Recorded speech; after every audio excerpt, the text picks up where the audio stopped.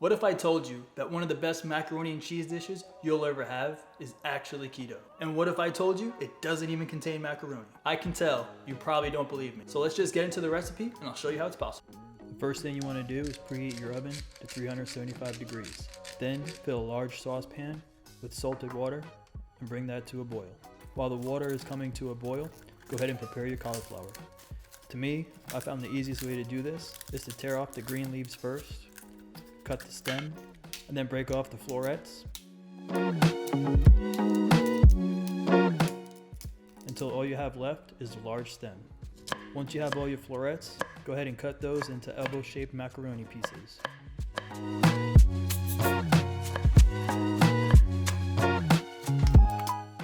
By now your water should be boiling. Go ahead and add your cauliflower to your boiling water.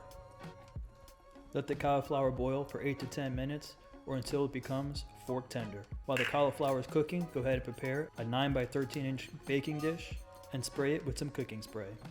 And if you want, use a basting brush to spread it evenly. Once your baking dish is prepared, wait for your cauliflower to finish cooking. Once fork tender, go ahead and drain it and set aside.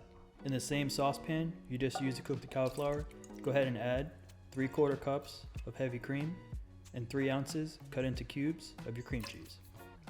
Cook your milk and cream cheese mixture on medium heat until the cream cheese has completely melted. Once the cream cheese is melted, go ahead and add your seasoning, which will be 1.5 teaspoons of dry parsley, 1 teaspoon of garlic powder, half a teaspoon of cayenne pepper, which you can adjust to taste, and a dash of kosher salt and fresh ground pepper. Once your seasonings are mixed in, go ahead and add 1 cup of shredded sharp cheddar and 1 cup of shredded Monterey Jack cheese. And keep whisking that over your medium heat until all the cheese is completely melted. Once the cheese is completely melted and smooth, go ahead and fold in your cooked cauliflower until it's completely coated. Now evenly spread your coated cauliflower in your prepared baking dish. And top with the remaining cup of your shredded sharp cheddar.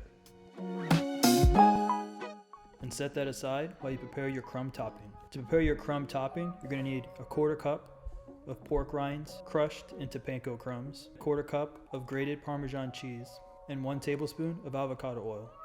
Mix those with a fork until you get a crumbly texture. Now sprinkle your prepared crumb topping on top of your cauliflower mac and cheese dish. And cook that in your preheated oven for 18 to 20 minutes. While your cauliflower is cooking in the oven, take a small bunch of fresh parsley and give it a quick chop. After 18 to 20 minutes and your mac and cheese dish is nice and bubbly, now set your broiler on high and put your cauliflower dish underneath the broiler for an extra 2 minutes and remove once the top just starts to brown. Now that it's done, top with your fresh chopped parsley and serve. And enjoy an epic keto mac and cheese. I would normally mix in grilled chicken for extra protein, but I just want to try this right away.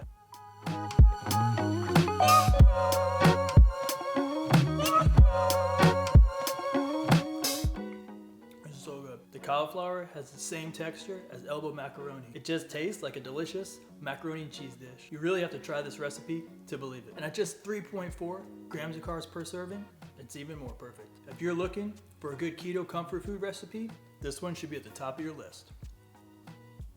If you know someone who could use this amazing keto mac and cheese recipe, please share the video and hit the like button if you would try this no pasta keto mac and cheese dish. Thank you for watching, and until next time, keep it classy, keep it keto.